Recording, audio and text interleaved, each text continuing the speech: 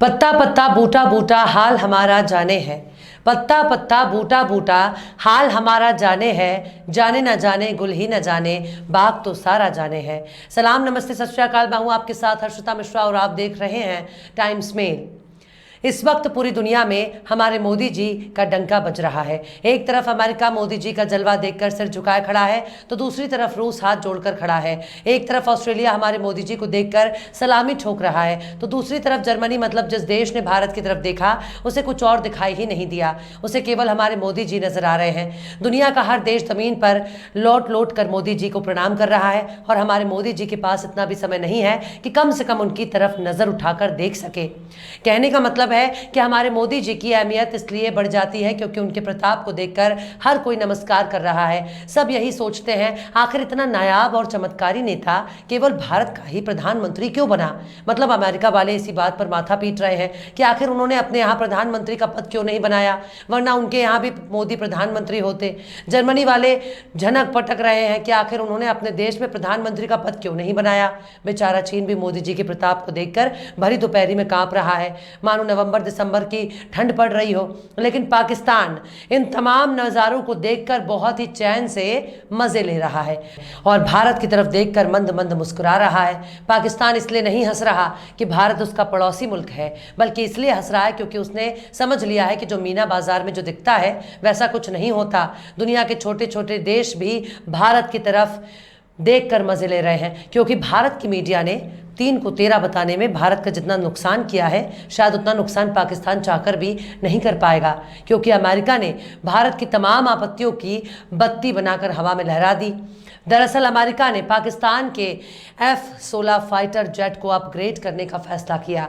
America ने मोदी जी के प्रताप को एक किनारे लगाते हुए पाकिस्तान को झोला भर भर कर डॉलर देने का ऐलान कर दिया और यह भी समझा दिया कि 10, 20, 15 लोगों की भीड़ में लपक कर फोटो खिंचवा लेने से कोई विश्वगुरु नहीं बन जाता। सीढ़ियों से उतरते वक्त अगर कोई सबसे आगे खड़ा होकर फोटो खिंचवा ले तो इसका हरगिज ये मतलब नहीं होता कि उसके पीछे पूरी दुनिया चल रही है, आगे वाला सबका सरदार है। बल्कि अमेरिका ने ये समझा दिया कि भारत हो या पाकिस्तान, सबको वही करना पड़ेगा जो अमेरिका चाहता है। अमेरिका भी जान चुका है कि इस वक्त इंदिरा गांधी का दौर नहीं है जो अमेरिका को लाल आंख दिखा देती थी, बल्कि इस वक्त मोदी जी भारत के नेता हैं। आपको याद होगा कि अभी चंद महीने पहले की बात है जब G7 की मीटिंग चल रही थी, तब कई देशों ने दूसरे देशों से हाथ मिलाकर एक दूसरे का हालचाल लिया था।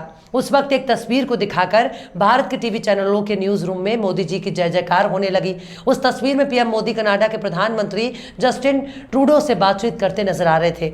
तभी अमेरिकी राष्ट्रपति जो बाइडेन आते हैं और मोदी जी से हाथ मिलाते हैं, जिसे देखकर भारत के चैनल वालों ने कहना शुरू कर दिया कि देखो देखो पूरी दुनिया में भारत का डंका बज रहा है, देखो देखो दुनिया का सबसे शक्तिशाली शख्स मोदी से हाथ मिलाने के लिए उतावला हो रहा है, देखो देखो मोदी से मिलने के लिए दुनिया भर के देश आ रहे हैं। मतलब मीडिया ने स्टूडियो में बैठकर ही मोदी को विश्वगुरु बना दिया और मोदी विश्वगुरु बन गए, जबकि भारत गर्दन तक विदेशी कर्जों से डूबा हुआ है। हर बच्चा बच्चा कर्जदार है।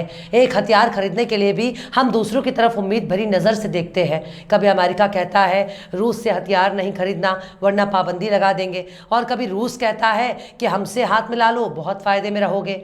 जब हमारी एक एक ज़रूरत की चीज़ों पर अमेरिका, रूस, चीन और जर्मनी की मोहर लगाना ज़रूरी है तो ये बताइए भारत कहाँ का विश्वगुरु और मोदी जी ने कब बनाया भारत को सुपर पावर। यहाँ तो ये हाल है कि रूस से कारोबार करने पर अमेरिका पाबंदी लगाने की धमकी देने लगता है और मीडिया कहती है कि दुनिया का सबसे ताकतवर शख्स हमारे मोदी से हाथ मिलाने के लिए तरसता है।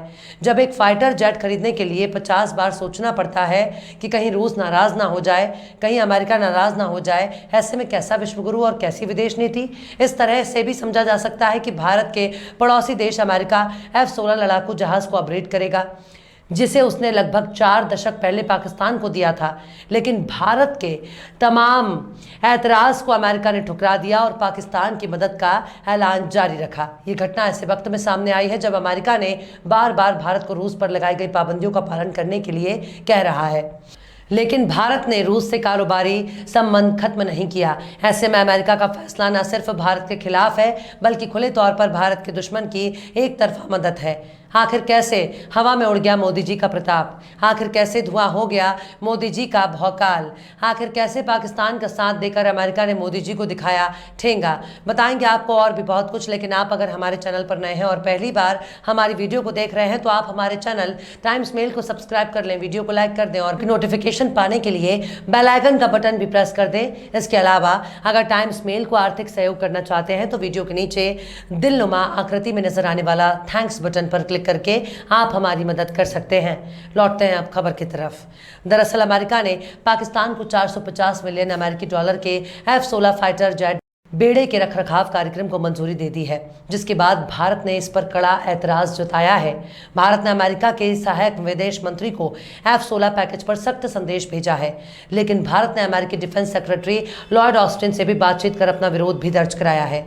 लेकिन अमेरिका ने भारत की एक भी बात नहीं सुनी और तमाम दलीलों को दरकिनार करते हुए पाकिस्तान का साथ देने का फैसला है। पाकिस्तान और अमेरिका की नज़दीकियां इस हद तक बढ़ चुकी हैं कि अमेरिका के लिए पाकिस्तान बहुत प्यारा हो चुका है। अमेरिका और पाकिस्तान के संबंध कितने गहरे हैं, इसको समझने के लिए आप इतना जान लीजिए कि जो बाइडेन ने डोनाल्ड ट्रंप के उस फैसले को पलट दिया है जिसमें ट्रंप ने पाकिस्तान को कोई भी मिलिट्री सहायता प्रदान नहीं करने का ऐलान किया था। पाकिस्तान इस वक्त अमेरिका के आंखों का तारा बन चुका है, क्योंकि जब पाकिस्तान के कंधे पर बंदूक रखकर चलाने में अमेरिका बहुत माहिर है। हालांकि पाकिस्तान के पूर्व प्रधानमंत्री इमरान खान अपने समय में लगातार अमेरिका को पाकिस्तान में बढ़ते प्रभाव को लेकर बहुत गंभीर थे।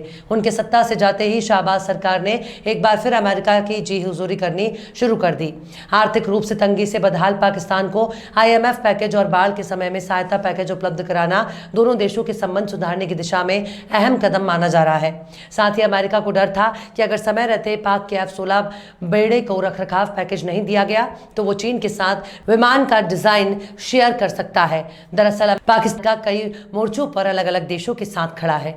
एक तरफ अमेरिका के साथ खड़ा है तो वहीं दूसरी तरफ चीन के साथ भी पाकिस्तान ने खूब गलबहियां की हैं। रूस के साथ भी पाकिस्तान ने अच्छा रिश्ता कायम किया हुआ है। चीन के साथ पाकिस्तान की नजदीकी से अमेरिका नहीं चाहता कि पाकिस्तान उसे छोड़कर चीन के नजदीक जाए, इसलिए पाकिस्तान की मदद करना अमेरिकी कूटनीति का अहम हिस्सा मालूम पड़ता है। वहीं दूसरी तरफ ये भी खबर आ रही है कि अलकायदा के मोस्ट वांटेड की लिस्ट में शुमार अल अजवाहिरी के ठिकाने तक अमेरिका को पहुंचाने में मदद करने वाला देश पाकिस्तान था, जिसके बाद ही अमेरिका ने ड्रोन अटैक में जवाहिरी को मौत के घाट उतारा था। दरअसल अमेरिका और पाकिस्तान कोई आज ही नजदीक नहीं आए, बल्कि कई महीनों तक अमेरिका और तालिबान में समझौता कराने में पाकिस्तान में बहुत बड़ी भूमिका अदा की थी। यानी अमेरिका को उसकी सबसे बड़ी मुसीबत से निकालने पाकिस्तान से सहायता की थी, जिसकी वजह से अमेरिका और तालिबान के बीच कतर में शांति वार्ता भी हुई थी। इससे पहले पाकिस्तान की आर्मी और तत्कालीन PM नवाज शरीफ भी अमेरिका और तालिबान के बीच होने वाली शांति वार्ता को मैनेज कर रहे थे। अमेरिका के सामने तालिबान की बातचीत कराने वाला भी पाकिस्तान ही था, क्योंकि पाकिस्तान खुले तौर पर अफगान तालिबान का सपोर्ट कर रहा था। अमेरिका ये भी जानता है कि तालिबान को सिर्फ पाकिस्तान ही कंट्रोल कर सकता है। अगर तालिबान पर नज़र बनाए रखना है तो इसके लिए पाकिस्तान को अपने पाले में बांधे रखना बहुत ज़रूरी है। इसलिए पाकिस्तान की हर मुमकिन सहायता करने में अमेरिका बिल्कुल भी पीछे नहीं हट रहा है। यहाँ तक कि अपने सबसे करीबी दोस्त नरेंद्र भाई मोदी की दलीलें भी दरकिनार करने में अमेरिका बिल्कुल भी नहीं हिचकिचा रहा है। अमेरिका बिल्कुल भी नहीं चाहता कि पाकिस्तान उसके अलावा उसके विरोधी गुट में शामिल हो। इमरान खान के प्रधानमंत्री रहने के दौरान अमेरिका की कोई भी नीति पाकिस्तान पर लागू नहीं हो रहा था। इमरान खान ने कई मामलों में ट्रंप और बाइडेन दोनों को ही चुप करा दिया था, लेकिन रूस के साथ पाकिस्तान की बढ़ती नज़दीकियों ने अमेरिका का सिरदर्द बढ़ा दिया, क्योंकि रूस के साथ चीन, ईरान, सीरिया जैसे देश खड़े हैं। पाकिस्तान और रूस की नज़दीकी का अंदाज़ा इसी से लगाया जा सकता है कि जिस दिन रूस ने यूक्रेन पर हमला किया उस दिन इमरान खान रूस के राष्ट्रपति व्लादिमीर पुतिन के साथ मीटिंग कर रहे थे, जो अमेरिका को पसंद नहीं आई थी। लेकिन अब अमेरिका ने पाकिस्तान को अपने शीशे में ढालना शुरू कर दिया है। भारतीय मीडिया ने केवल झूठे प्रचार के जरिए एक हवा बना रखा है कि पूरी दुनिया हमारे मोदी जी की दीवानी है। दरअसल हमारी विदेश नीति का बट्टा लगा दिया है, वरना कोई भी देश भारत की आपत्ति को इस तरह से नजरअंदाज नहीं कर सकता था। बहरहाल चलते चलते आखिर में अहमद फराज ने भी क्या खूब फरमाया है इन बारिशों से दोस्ती अच्छी नहीं फराज, इन बारिशों से दोस्ती अच्छी नहीं फराज, कच्चा तीरा मका है कुछ ख्याल कर।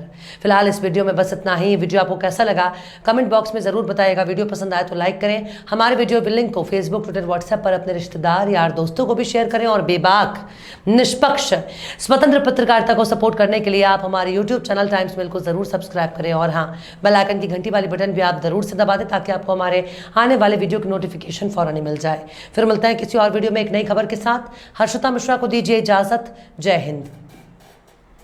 तो देख लिया आपने हमारे इस वीडियो को। हमें उम्मीद है कि आपने हमारे वीडियो को लाइक किया होगा और दूसरों को भी शेयर किया होगा।